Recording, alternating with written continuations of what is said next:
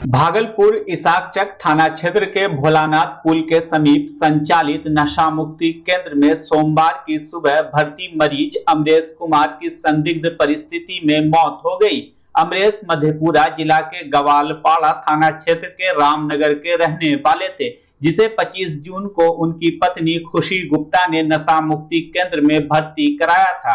अमरेश की पत्नी का कहना है कि वह उसके शराब पीने की लत से परेशान थी। प्राप्त जानकारी के अनुसार इसाकचक थाना क्षेत्र स्थित नशा मुक्ति केंद्र में सोमवार सुबह हुए मधेपुरा निवासी अमरेश कुमार की मौत के मामले में पुलिस ने आवेदन के आधार पर चिकित्सक ज्ञान रंजन कुमार, सीके सिंह, मोहम्मद अफरोज और सुमित कुमार को नामजद आरोपी बनाते हुए हत्या का मामला दर्ज किया है। इधर भागलपुर पुलिस ने आज प्रेस विज्ञप्ति जारी कर बताया कि मधेपुरा के रहने वाले अमरेश कुमार को उनकी पत्नी के द्वारा इसाकचक थाना क्षेत्र अवस्थित नशा मुक्ति केंद्र में बीते 25 जून को भर्ती कराया गया और 30 जून को तबीयत बिगड़ने पर अस्पताल में भर्ती कराया गया, जहां से बेहतर इलाज के लिए मायागंज रेफर किया गया था, जिनकी 1 जुलाई को मृत्यु हो गई। केंद्र में हंगामा की सूचना पर स्थानीय थाना की पुलिस, मजिस्ट्रेट, बाल संरक्षण पदाधिकारी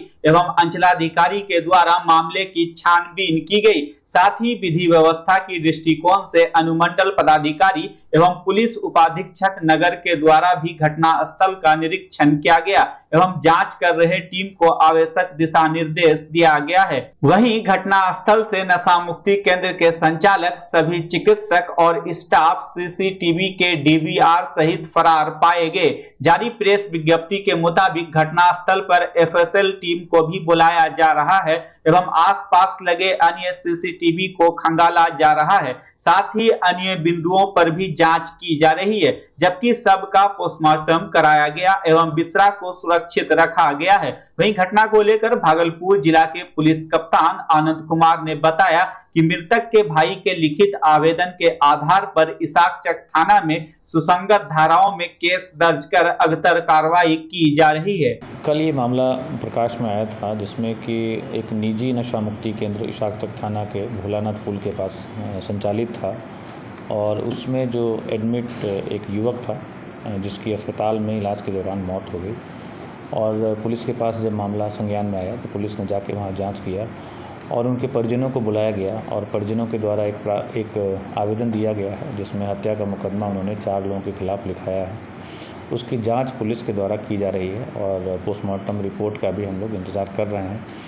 और इस पूरे जो निजी नशा मुक्ति केंद्र था उसका भ्रमण भी एसडीपीओ और एसडीएम के द्वारा किया गया है और उस कैसे किस परिस्थिति में वो संचालित था उसकी भी जांच समानांतर तरीके से चल रही है। और इसमें 3 डॉक्टर और एक व्यक्ति पर, जो नशा मुक्ति केंद्र का संचालक था, उस पर आरोप लगाया गया है। तो इसकी जांच हो रही है। जो भी इसमें इस पूरे मामले में दोषी पाया जाएगा उस पर कड़ी कार्रवाई की जाएगी। 3 धाराओं में जो है ये हत्या के धारा में 103 जो भारतीय न्याय संहिता है उसके तहत ये मुकदमा दर्ज हुआ है और इसमें पुलिस की कार्रवाई चल रही है।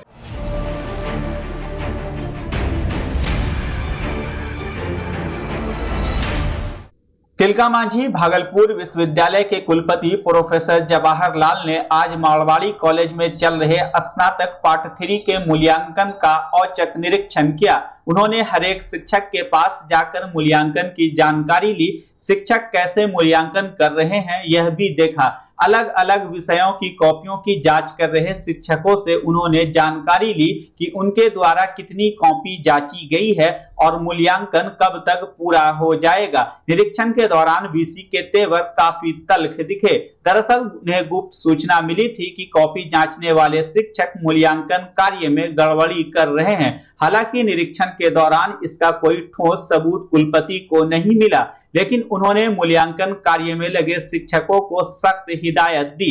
वही कुलपति प्रोफेसर जवाहर लाल ने मूल्यांकन केंद्र में मोबाइल ले जाने पर रोक लगाने का आदेश दिया और कहा कि अगर कोई शिक्षक मूल्यांकन के दौरान चिट्ठा पुर्जा के साथ पकड़े गए तो मैं उन्हें सस्पेंड कर दूंगा। औचक निरीक्षण में कुलपति के साथ टीएमयू के वित्त पदाधिकारी वरज किशोर प्रसाद, कॉलेज के प्रभारी प्राचार्य डॉक्टर शिव प्रसाद यादव, विश्वविद्यालय के पीआरओ डॉक्टर दीपक कुमार दिनकर समेत कई कर्मी भी मौजूद थे। मौके पर कुलपति प्रोफेसर जवाहरलाल ने कहा कि सभी शिक्षक को पूरी ईमानदारी और पारदर्शिता के साथ जल्द से जल्द मूल्यांकन पूरा करने का निर्देश दिया गया है कि कुछ शिक्षक जो है वो चीट विचार रोल नंबर या लेकर के आते हैं और मोबाइल लेकर के आते हैं अंदर। मोबाइल लेकर के अंदर जाना मना है इवैल्यूएशन सेंटर के अंदर। पहले मैंने उसकी रोक लगा दी। दूसरी चीज़ ये पता चला था कि जो शिक्षक हैं वो जितनी उनकी लिस्ट है वो लोग नहीं अपीयर हो रहे हैं। वो मैंने सेटिस्फैक्ट्री पाया कि मोस्टली टीचर्स जो है वो आ रहे हैं। आज मैंने वार्निंग दे दी है कि अगर कोई चीज़ पुर्जा अगर मिलेगा किसी के पॉकेट में तो डायरेक्ट सस्पेंड करेंगे। वो नहीं वो सब बर्दाश्त नहीं है। बड़ी परीक्षा इवैल्यूएशन बड़ी पवित्रता का काम है। एक नंबर के चलते लड़का टॉप करता है, दूसरा लड़का नीचे रह जाता है। उसके मन में कितना बेचैनी होती है, मैंने उसको देखा है, हम भी तो विद्यार्थी रहे। तो हर तरह से परीक्षा जैसे हमारे यहाँ बिल्कुल चीटिंग नहीं होती है, लेकिन इवैल्यूएशन में पहला बार शिकायत मिला। इसके पहले 2 साल से हैं, कभी शिकायत नहीं मिला। तो उसी के लिए व्याकुलता हुई कि नहीं, इसको तो हम बंद करेंगे। तो पहली बात तो है कि जो शिक्षक हैं वो सारे शिक्षक हैं, मैंने करीब कुछ शिक्षक का कहीं दूसरी जगह ड्यूटी है, वहाँ पर गए हुए हैं। और मैंने ये एग्ज़ाम इसका इवैल्यूएशन सेंटर के डायरेक्टर को या प्रिंसिपल को मैंने स्पष्ट कहा कि किसी भी तरह से कल से कोई भी आदमी मोबाइल लेकर के नहीं आएगा। दूसरी बात है कि किसी रूम में इकोनॉमिक्स की जांच हो रही है तो वहाँ हिस्ट्री के जिस रूम में जा रही है वहाँ संस्कृत वाला या दूसरे वाले क्यों घूमते हैं? इसका मतलब है कि वास्तव में पैरवी होती है। तो अभी तो मैंने नहीं देखा, लेकिन फिर भी जानकारी के आधार पर मैंने यहाँ के डायरेक्टर प्रिंसिपल जो हैं शिव प्रसाद बाबू, उनको मैंने कह दिया कि सर ये नोटिस निकाल दें कि अगर मैं फिर कभी भी औचक निरीक्षण में आ गया तो बड़ी उनके साथ ठीक नहीं होगा, इसलिए वो सुधर जाएं। तो कोई भी अब ये नहीं लेके आएगा, मोबाइल लेके नहीं आएगा, इस रूम में से उस रूम नहीं जाएगा। और जो शिक्षक के जो ग्रीवांसेज है उसको भी मैंने सुना, उनके जो कुल कुछ बिल बाकी है उसके लिए हमारे एफओ साहब हैं, मैंने एफओ साहब को कह दिया है कि ये आपका काम है कि देखिए कि बिल कहाँ रुका हुआ। क्योंकि जो इवैल्यूएशन करते हैं बड़ी मेहनत से, तो उनका रिम्यूनरेशन देना मेरा कर्तव्य है, वो मैंने डायरेक्शन दे दिया। यहाँ पर एक सिस्टम था कि सीए नहीं मिलता है, कन्वेंस अलाउंस जो लोकल शिक्षक हैं, जो गलत है। ऑलरेडी मिलता है सिस्टम ऑफ एग्जामिनेशन में, तो उसके लिए हमने कहा कि आज इस एग्जामिनेशन से सीए दिया जाएगा। फिर था कि इन लोगों का डिमांड किया अन्य विश्वविद्यालय में जो इवैल्यूएशन का कॉपी का जो रेट है वो ज़्यादा है, यहाँ बहुत पुराना है। तो उसके लिए हम एक कमेटी बना देंगे। कमेटी के बाद जो रिकमेंड करेगी फाइनेंस कमेटी से अप्रूवल ले लेंगे और यहाँ भी बढ़ा देंगे। तो हम अपने तरफ से कोई भी शिक्षकों के चाहे सम्मान हो या उनका रिम्यूनरेशन में कमी नहीं करना चाहते हैं और न करेंगे, लेकिन हम ये चाहते हैं कि जो भी काम हो वो पवित्रता के साथ हो और कोई तरह का विश्वविद्यालय की बदनामी नहीं होती। इससे यूनिवर्सिटी की बदनामी होगी। वो तो अच्छा है कि हमें पता चला, हम चले आए। अगर कभी आप लोग को पता चल जाता तो आप लोग तो पहले छाप देते हैं बिना पूछ ले, समझे ना। तो हमारे कहने का मतलब कि ये सारी चीज़ें दिमाग में थी, मैंने मोस्टली सेटिस्फैक्ट्री देखा है। और एक इनके अलावे जिनके कोऑर्डिनेटर हैं वो बड़ी सिंसियर हैं, पांडे जी। तो ये लोग सुधारें, जो सूचनाएं मिली है उसको आप ठीक करें।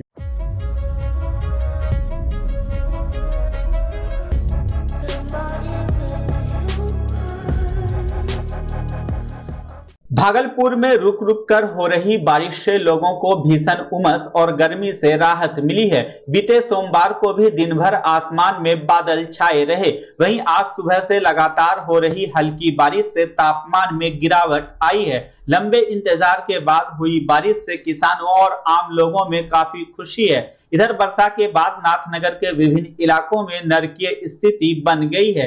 बारिश के पानी से ग्रामीण इलाकों में कई जगह जल जमाव है। वहीं बारिश ने साफ सफाई व्यवस्था की भी पोल खोल दी है। नाथनगर प्रखंड क्षेत्र अंतर्गत रामपुर खुर्द पंचायत के रामपुर से कंझिया बाईपास जाने वाली सड़क में कई जगह गड्ढे हो गए हैं, जिससे बच्चों और राहगीरों को आने जाने में काफी परेशानी का सामना करना पड़ रहा है।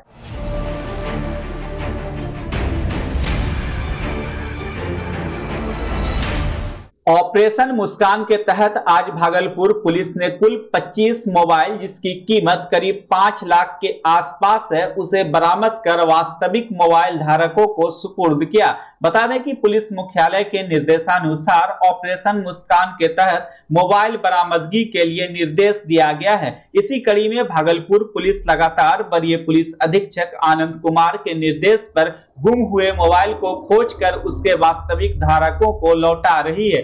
गौरतलब हो कि भागलपुर पुलिस द्वारा वर्ष 2023 में 304 मोबाइल, जबकि 2024 के प्रथम फेज में 25 मोबाइल, द्वितीय फेज में 30 मोबाइल, तृतीय फेज में 25 मोबाइल और चतुर्थ फेज में 25 मोबाइल अर्थात कुल 409 मोबाइल जिसकी कीमत करीब 60 लाख रुपए के करीब है, उसे बरामद कर वास्तविक मोबाइल धारकों को सुपुर्द किया है। 10 फरवरी को मेरे बर्थडे के दिन खोया था। डिपार्टमेंट में हम लोग का सेमिनार था, केमिस्ट्री डिपार्टमेंट, तो उसी में खोया था। आज मिल गया, बहुत अच्छा लग रहा है। अच्छा लग रहा है, बहुत अच्छा। पुलिस के प्रति क्या अब भावना? बहुत अच्छा, फर्स्ट टाइम ऐसा हुआ कि खोया हुआ चीज़ मिल गया, तो फर्स्ट टाइम, बहुत अच्छा। Thank you so much. Bhagalpur police को क्या कहिएगा? धन्यवाद कहेंगे, थैंक यू सो मच।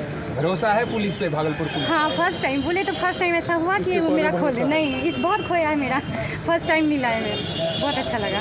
खोया था, सावन का मन था तो हम सभी कांवरिया यात्रियों का दर्शन मतलब वो सेवा कर रहे थे। उसके बाद इसी तरह हम चले गए वहाँ जगदीशपुर, वहाँ से ऑटो से आते टाइम मेरा फ़ोन ही नहीं मिला।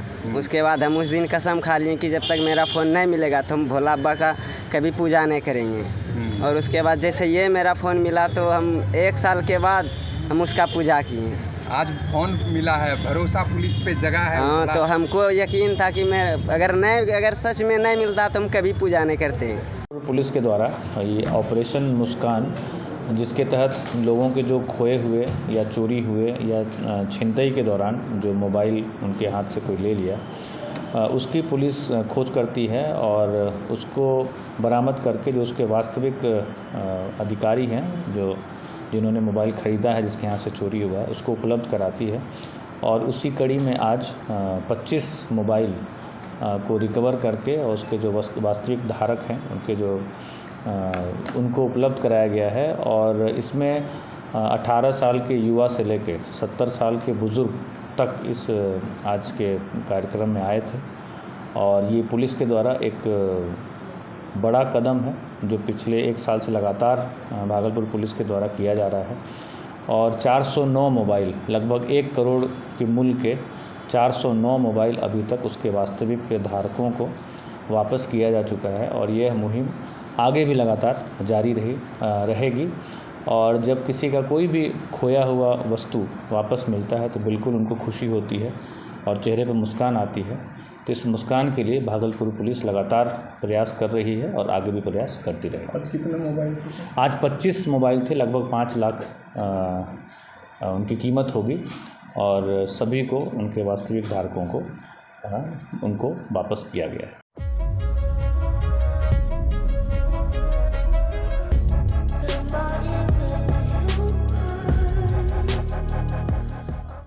बच्चा जब जन्म लेता है तो कई बार बच्चा तुरंत नहीं रोता है, रोने में देर हो जाता है। ऐसे में बच्चा क्षतिग्रस्त हो जाता है और उसके बचने की संभावना कम हो जाती है।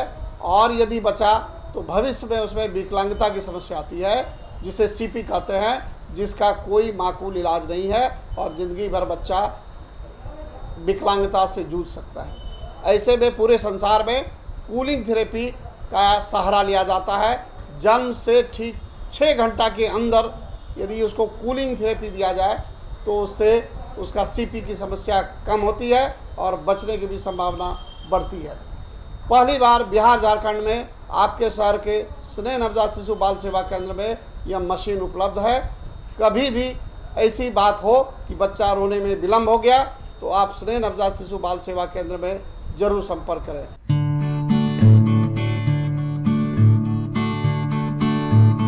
घर शिफ्ट करना हो या ऑफिस रीलोकेट करना हो, मेक माई शिफ्ट के साथ अपने सामान को सुरक्षित पहुंचाइए कहीं भी कभी भी। मेक माई शिफ्ट देते हैं residential and office relocation, long distance relocation, heavy machine shifting, packing and moving, international and intercity moving, car transportation जैसी ढेरों best services. Make my shift packers and movers. For bookings call 8298-181-018 या log on करें www.makemyshift.in। Rinku LED bulb, एक बार लाओ और चलाते ही जाओ। हमारे एलईडी बल्ब्स है क्वालिटी में नंबर 1 और एनर्जी एफिशिएंट, जो रखे एनवायरनमेंट और आपके बिजली के बिल दोनों का ख्याल। रिंकू एलईडी बल्ब के साथ एनर्जी बचाओ और बिल घटाओ। ये है पावर सेविंग लाइट जो चले लंबे समय तक और रखे आपके घर को रोशन। हमारे यहाँ एलईडी लाइट्स मिलते हैं एक व्यापक रेंज में जो आपकी हर जरूरत को पूरा करेगी। लेकिन यही नहीं, हमारे एलईडी लाइट सिर्फ चमकदार नहीं बल्कि एनवायरनमेंट फ्रेंडली भी है। तो आज ही लाओ रिंकू एलईडी बल्ब और पाओ 1 साल की वारंटी का भरोसा। रिंकू एलईडी बल्ब्स, नई जनरेशन के स्मार्ट बल्ब्स। आज ही संपर्क करें 8651063786 या मेल करें rinku.led.bulb@gmail.com। हमारा पता असाननपुर, भागलपुर, बिहार 812002।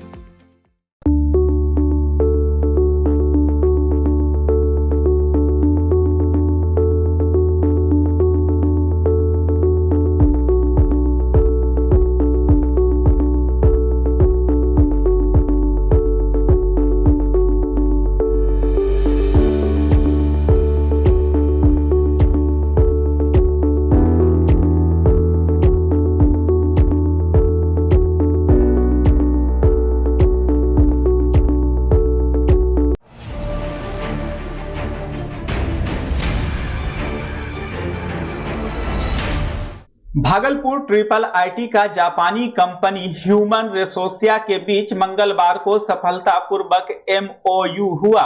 ट्रिपल आईटी संस्था के रजिस्ट्रार डॉक्टर गौरव कुमार और ह्यूमन रिसोर्सिया कंपनी के प्रशिक्षण एवं प्लेसमेंट सेल के महाप्रबंधक ताकेशी टोमोनीज ने समझौता ज्ञापन का आदान प्रदान करते हुए संयुक्त रूप से हस्ताक्षर किया। इस अवसर पर बताया गया कि यह समझौता एक महत्वपूर्ण क्षण है जो शिक्षा जगत और उद्योग दोनों एक दूसरे के साथ सहयोगात्मक भूमिका में रहेंगे। ट्रिपल आईटी के प्रवक्ता डॉक्टर धीरज कुमार सिन्हा ने बताया कि इस समझौते के बाद आईआईआईटी भागलपुर के स्टूडेंट्स जापान में नौकरी के अवसरों तक पहुंच बनाएंगे। इसके लिए यहां के स्टूडेंट्स को जापानी कॉर्पोरेट के लायक बनाया जाएगा। कार्यक्रम में एसोसिएट डीन डॉक्टर हिमाद्री नायक समेत कई लोग मौजूद थे। ह्यूमन रिसोर्सिया के साथ एक जापानीज कंपनी है, उनके साथ हमारा एमओयू साइन किया गया है। पर्पस अभी है प्लेसमेंट अपॉर्चुनिटी स्टूडेंट्स को मिलेगा और ये जब लड़के प्लेस्ड हो जाएंगे तो they will also provide visa assistance और housing assistance, so student don't get any problem when they go abroad. Sir क्या बेनिफिट मिलने वाला है दो संस्थान को? निश्चय ही एक अच्छा प्लेसमेंट लड़कों को मिलेगा and they will get better opportunity to work in the industries. एक इंटरनेशनल इंस्टीट्यूशंस में, इंटरनेशनल ऑर्गेनाइजेशंस में लड़कों को काम करने का अपॉर्चुनिटी यहीं से मिलेगा, इंस्टीट्यूट से। तो ये एक अच्छी शुरुआत है and we are sure that our students will be able to fulfil the demand of the industry.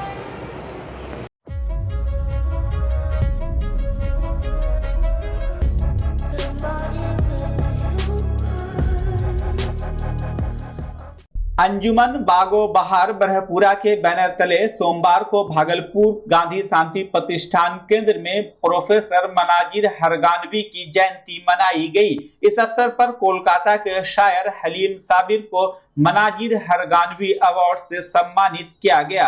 मौके पर मजहर मुजाहिदी की पुस्तक बादलों के शाल से का लोकार्पण भी किया गया। संस्था के महासचिव डॉक्टर परवेज ने कहा कि बाल साहित्य अकादमी पुरस्कार विजेता प्रोफेसर मनाजिर आशिक हरगानवी का नाम उर्दू लेखक के रूप में देश ही नहीं विदेशों में प्रचलित है। उन्होंने उर्दू साहित्य जगत में भागलपुर का नाम रोशन किया है। प्रोफेसर मनाजिर ने अपने जीवन काल में 270 पुस्तक उर्दू, हिंदी एवं अंगिका भाषा में लिखी है। कार्यक्रम का संचालन फैज रहमान जबकि धन्यवाद ज्ञापन शादाब आलम ने किया। मौके पर डॉक्टर हबीब मुर्शिद खां, नियाज अहमद, पारस कुंज, शहजोर अख्तर, पीसी पांडे, डॉक्टर शाहिद रजा जमाल, डॉक्टर अरशद रजा, असजद नाजरी नजर समेत कई लोग मौजूद थे।